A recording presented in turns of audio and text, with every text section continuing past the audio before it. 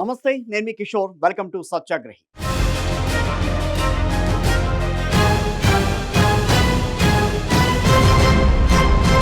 ఇప్పటి వరకు ఓ లెక్క, ఇప్పటి నుంచి మరో లెక్క. మస్తు టైం ఇచ్చినాం. కిరికిరి మాటలు, కారు కోతలు కోస్తామంటే కుదరదింక. ఒక్కొక్కడి తోలు తీస్తాం. ప్రజలతో కలిసి ఎక్కడికక్కడ నిలబెడతాం. చాలా రోజుల తర్వాత ప్రెస్ మీట్ పెట్టి కేసీఆర్ ఇచ్చిన వార్నింగ్ ఇది. బీఆర్ఎస్ శ్రేణుల్లో జోష్ నింపిన ఒక ప్రెస్ మీట్ ఇది. కాంగ్రెస్ నేతలకి కూడా పని పెట్టిన ప్రెస్ మీట్ ఇది. ఇప్పుడే స్టార్ట్ అయింది. ఇక నుంచి దబిడి దిబిడే. ఇది ఒకటో స్థాయి ప్రమాద హెచ్చరిక. తర్వాత తుఫాన్ అంటున్నారు బీఆర్ఎస్ నేతలు.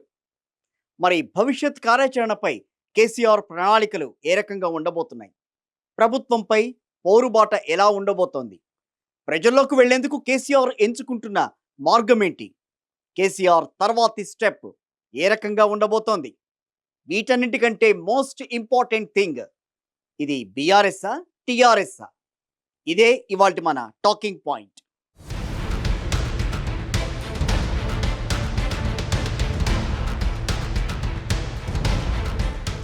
అసెంబ్లీ ఎన్నికల్లో ఓటమి తర్వాత కొద్దిగా డల్ అయిన బీఆర్ఎస్ క్యాడర్కు 2 ఏళ్ల తర్వాత ఫుల్ జోష్ ఇచ్చారు కేసీఆర్. ఆకలితో ఉన్న కార్యకర్తలకు ఫుల్ మీల్స్ పెట్టారు. తన ఎంట్రీతో బీఆర్ఎస్నే కాదు, రాష్ట్రాన్నే తన వైపుకు తిప్పుకున్నారు. ఏ మాత్రం తగ్గలేదు, ఎక్కడా తడబడలేదు. సూటిగా, స్పష్టంగా, ఫుల్ క్లారిటీతో చెప్పాలనుకుందేంటో చెప్పేశారు. ఇవ్వాల్సిన వార్నింగ్ కూడా ఇచ్చేశారు. ఏం చేయబోతున్నారో చూచాయిగా చూపించేశారు కూడా. మెయిన్ ఎజెండా ప్రాజెక్టులే అయినా సరే ప్రభుత్వ వైఫల్యాలు అంటూ దాదాపు అన్ని విషయాల మీద ఆయన మాట్లాడారు. ఇక నుంచి స్వయంగా తానే రంగంలోకి దిగుతున్నట్టుగా కూడా ప్రకటించేశారు కేసీఆర్. మాకు 2 బాధ్యతలు ఉన్నాయి. 1, తెలంగాణ తెచ్చిన పార్టీగా. 2, ప్రధాన ప్రతిపక్షంగా రాష్ట్ర హక్కులు, నీళ్లు, ప్రయోజనాలు రక్షించుకోవాలి. తెలంగాణ ప్రజల కోసం జరిగే అన్యాయాన్ని, జల దోపిడీని ఎండగడతాం. తెలంగాణ కోసం ఎందాకైనా పోతాం. నేనే రంగంలోకి దిగుతున్నా, వి విల్ ఫైట్ అంటూ కేసీఆర్ ఒక రకంగా ఫైర్ అయిపోయారు.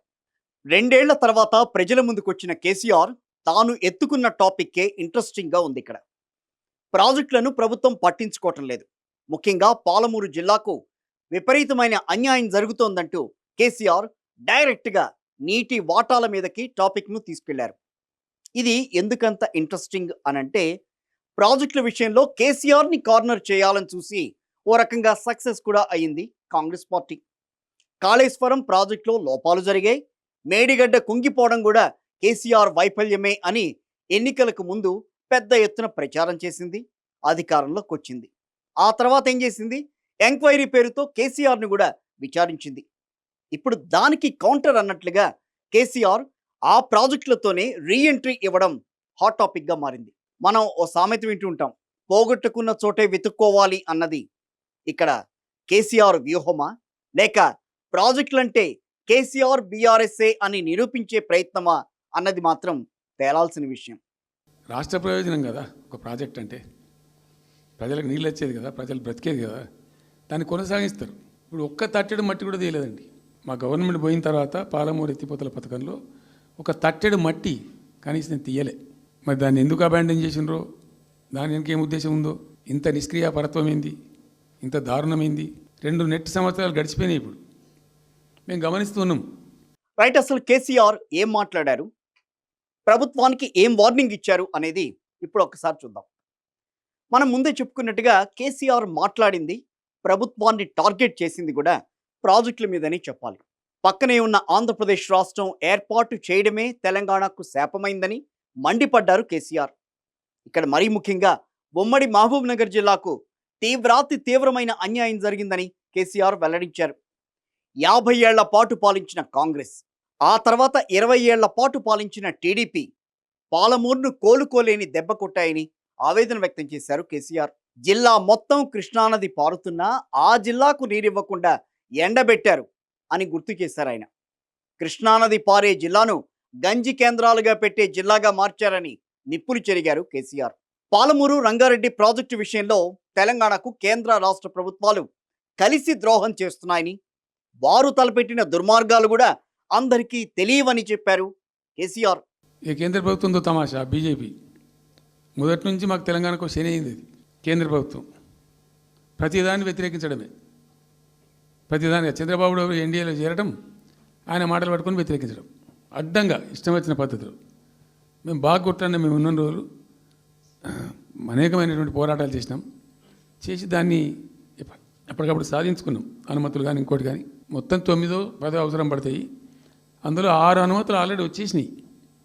మెయిన్ ఎన్విరాన్మెంట్ అసెస్మెంట్ కమిటీది అదే మెయిన్ అసలు ప్రాజెక్టుకు లైఫ్ లైన్. దాని మొత్తం అనుమతులు వచ్చేసినాయి. దాని తర్వాత మిగిలిన అనుమతులన్నీ లాంఛనమే, ఇక ఇచ్చేయాల్సిందే అది ఇచ్చిందంటే. అటువంటి అతి ముఖ్యమైనటువంటి అనుమతి కూడా అన్నీ తెచ్చినాం. అన్నీ వచ్చిన తర్వాత కేంద్ర ప్రభుత్వం మన చంద్రబాబు నాయుడు ఎంపీలు అవసరం ఉంది కదా అక్కడ వాళ్ళకు. ఇప్పుడు ఇద్దరు ఎంపీలు అవసరం కదా, నితీష్ కుమార్, చంద్రబాబు నాయుడు. దానికోసం బీజేపీ ఎంతకైనా దిగజారుతుంది.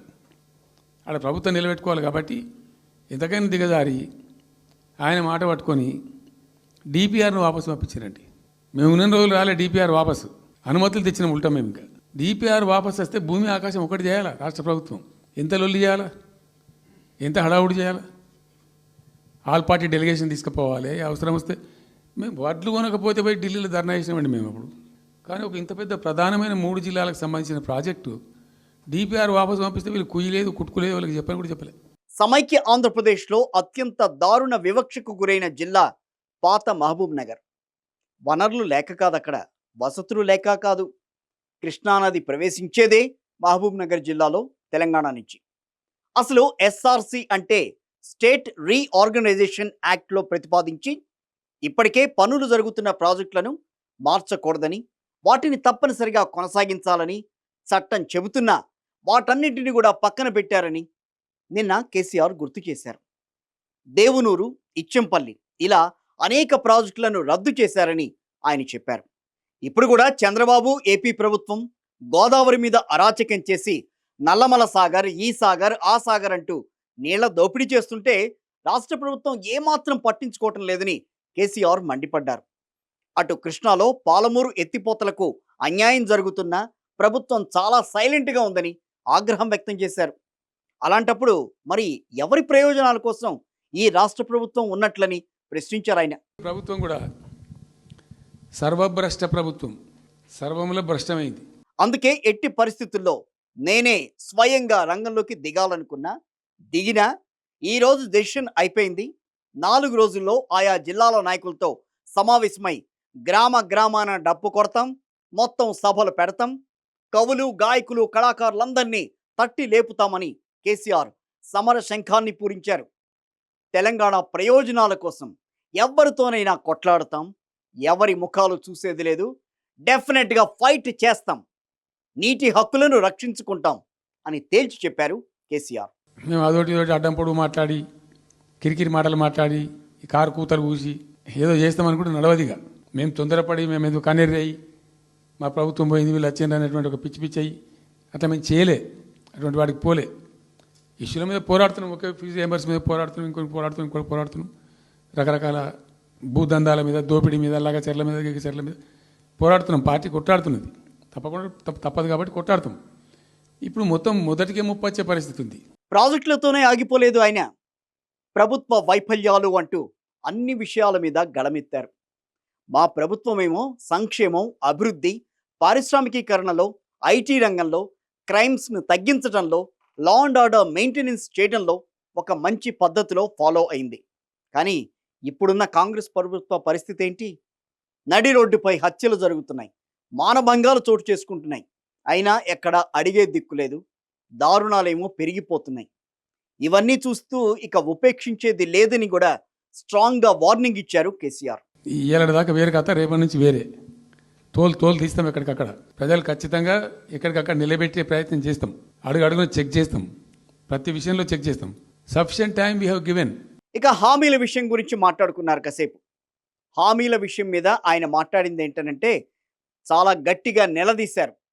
ప్రజలకు పచ్చి అబద్ధాలు చెప్పారు, మీరు టెంప్ట్ చేశారు, మోసం చేశారు, ఈ రాష్ట్ర ప్రజానికాన్ని మోసం చేసి గెలిచింది కాంగ్రెస్ అని ఆగ్రహం వ్యక్తం చేశారు కేసీఆర్. రైతు బంధుకు 15,000 ఇస్తాం, మహిళలకు 2,500 ఇస్తాం, కళ్యాణ లక్ష్మితో పాటు తులం బంగారం ఇస్తాం అని మీ నోటికొచ్చిన హామీలు ఇచ్చారు. విద్యార్థులతో సహా అన్ని వర్గాలను ప్రస్తుతం కాంగ్రెస్ మోసం చేసిందని కేసీఆర్ మండిపడ్డారు. విద్యార్థులేమో విదేశాల్లో చదువుకునేందుకు తాము 20 లక్షల రూపాయలు ఇచ్చాం, వాటిని కూడా పెంచుతామని కాంగ్రెస్ హామీ ఇచ్చిందని గుర్తు చేశారు. ఈ సందర్భంగా అదేవిధంగా కేసీఆర్ దళిత బంధువుకు 10 లక్షలు ఇస్తే మేము 12 లక్షలు ఇస్తామని చెప్పి వాళ్ళని కూడా ద్రోహం చేసింది కాంగ్రెస్ అని ఫైర్ అయ్యారు. ఇలా 420 హామీలతో ఇంటింటికి కార్డులు పంచి చివరకు శటగోపం పెట్టారంటూ ఎద్దేవా చేశారు కేసీఆర్. రైతులకు 500 బోనస్ లేదు, చివరికి కొనుగోలు కేంద్రాలు పెట్టారు, ధాన్యం కొనేది లేదు. పెన్షన్ 4,000 ఇస్తామని ఎగ్గొట్టేశారు. నిరుద్యోగ భృత్య లేదు, నోటిఫికేషన్లు లేవు, జాబ్ క్యాలెండర్ లేదు, విద్యా భరోసా కార్డు లేదు. ఇలా ఎన్నో మోసాలు చేసి ప్రజలను నిండా ముంచేశారని కేసీఆర్ స్పష్టంగా చెప్పారు. రోజు రోజుకు కాంగ్రెస్ చర్యల వల్ల, కాంగ్రెస్ నేతల పిచ్చి పనుల వల్ల ప్రజలు మార్పు కోరుతున్నారని స్పష్టం చేశారు కేసీఆర్. కాంగ్రెస్ ప్రభుత్వం రియల్ ఎస్టేట్ బ్రోకర్ దందా చేస్తోందంటూ ధ్వజమెత్తారు కేసీఆర్. నిజంగా చెప్తున్నా, చాలా సంతోషంగా చెప్తున్నా. నేను భూముల ధరలు పెంచినాం తెలంగాణలో, ప్రజా ఆస్తులు పెంచినాం, ప్రజా ఆస్తుల యొక్క విలువ పెంచినాం. 4 ఎకరాల నోడు ధీమాతో ఉండే తెలంగాణలో. కొద్దిగా డాంబర్ రోడ్డు అంటుకునే 4 ఎకరాల నోడు 50 లక్షల కాడికి అమ్మితే నాకు 2 కోట్ల శ్రీమంతుని అని చెప్పుకున్నాడు కాలర్ ఎగరేసుకొని. ఇవాళ ఏమైనాయండి భూముల ధరలు? కుప్ప కూలిపోయినాయి. ఇంట్లో అమ్మాయి పెయింట్ ఉంటే ఎకరం అమ్మి చేద్దాం అనుకుంటే కొనే దిక్కులేదు సార్ అని కళ్ళకు నీళ్ళు పెట్టుకుంటారు ప్రజలు. ఇవాళ లేదు, ఒక ఎకరా కూడా అమ్ముడు పోతలేదు, ఇప్పుడు కొంటలేడు. దిక్కు లేకుండా అమ్ముకుంటే ఇష్టం వచ్చిన అడ్డమైన ధరలకు అమ్ముకోవాలి. రాష్ట్రానికి అన్యాయం జరుగుతుంటే ప్రభుత్వం చూస్తూ కూర్చుంటుందా? ఇది అసలు రాష్ట్ర ప్రభుత్వమా? ఇక్కడ ప్రభుత్వం ఉందా? నిద్రపోతోందా? ఎంతసేపు రియల్ ఎస్టేట్ దందా తప్ప ఇంకోటి లేదా? హిల్టు భూములు ఎట్లా అమ్ముదాం, ఆ భూములను ఎట్లా దెబ్బ కొడదాం, ఇండ్ల మీద ఎంత కమిషన్ కొడదాం, ఇది తప్ప ఇక్కడ రాష్ట్ర ప్రయోజనాలు, నీళ్లు, రైతుల ప్రయోజనాలు ఏమాత్రం పట్టవా? అసలు మనుషులు లేరా? ప్రాజెక్టులకు ఎందుకు 2 ఏళ్ల నుంచి రూపాయి పెట్టలేదు? ఎందుకు తట్టేడు మట్టి కూడా తీయలేదు? ఎవరు నిరోధించారు మిమ్మల్ని? ఎవరు అడ్డుపడ్డారు మీకు? ఎవరు కట్టేశారు మీ కాళ్ళని అని వరుస ప్రశ్నలతో ఉక్కిరి బిక్కిరి చేశారు కేసీఆర్. ఇది రాష్ట్ర ప్రభుత్వమా? అసలు ప్రభుత్వం ఉందా? నిద్రపోతున్నారా? ఇంతసేపు రియల్ ఎస్టేట్ దందా తప్ప ఇంకోటి లేదా? ఇల్టు భూములు ఎట్లా అమ్ముదాం, పల్టు భూములు ఎట్లా అమ్ముదాం, ఆ భూములు ఎట్లా దెబ్బ పెడదాం, ఇంత కమిషన్ కొడదాం, ఇది తప్ప రాష్ట్ర ప్రయోజనాలు, నీళ్లు, రైతులు, మనుషులు లేరా? ప్రాజెక్టులు ఎందుకు 2 ఏళ్ల నుంచి 1 రూపాయి పెట్టలే? ఇన్ని మోసాలు చేశారు కాబట్టే జనం కూడా డిసైడ్ అయిపోయారు, ఇక వచ్చేది మనమే సార్ అని నాతోనే చెబుతున్నారు అంటూ వివరించారు కేసీఆర్. నిన్న నేను హైదరాబాద్ వస్తున్నాను. నిన్న నేను మా ఫామ్ నుంచి బయలుదేరి వస్తుంటే ఒక 10 చోట్ల ప్రామిస్ చెప్తాను. 10 ప్లేసెస్లో పక్క పండు వచ్చుకో, ఒక కార్లో కూర్చున్నాడు, 2 స్టీరింగ్ ఇచ్చి పెట్టి 2 చేతులు మీదకి పెట్టిండు. బాస్ మళ్ళీ మనం జల్దీ రావాలి, మనమే వస్తున్నాము, నెక్స్ట్ మనమే అని దుంకుతున్నాడు. ఆ మోటార్ పైసలు వేసేవాళ్ళు వాడు పక్కన పక్కన వచ్చి వాడు వచ్చి నెక్స్ట్ మనమే సార్ వచ్చేతను అంటారు పోతుండ్రు. హైదరాబాద్ సిటీలో అనేక ప్లేసెస్లో కనీసం ఒక 10-12 ప్లేసెస్లో అట్లా చెప్తున్నారు జనం. అది దేనికి సంకేతం? ఒకదాని తర్వాత ఒకటిగా వివరిస్తూ అధికార కాంగ్రెస్ పై విరుచుకుపడ్డారు. మీటింగులు పెడతా, నేను ప్రజలతో కలిసి నిలబడతా అని కాంగ్రెస్కు గట్టి వార్నింగ్ ఇచ్చారు. ఇప్పటిదాకా ఒక లెక్క, ఇక నుంచి ఒక లెక్క. సర్వభ్రష్ట పాలనకు వచ్చే 3 ఏళ్లు ముచ్చెమటలే అంటూ జోష్లో మునిగిపోయారు గులాబీ నేతలు. మొత్తానికి కేసీఆర్ బయటకు వచ్చేశారు కాబట్టి ఇకనైనా గులాబీ శిబిరంలో జోరు పెరుగుతుందా, ప్రజల్లో బీఆర్ఎస్ పై నమ్మకం కలుగుతుందా అనేది మాత్రం వేచి చూడాలి. ఇది వాటి మన టాకింగ్ పాయింట్.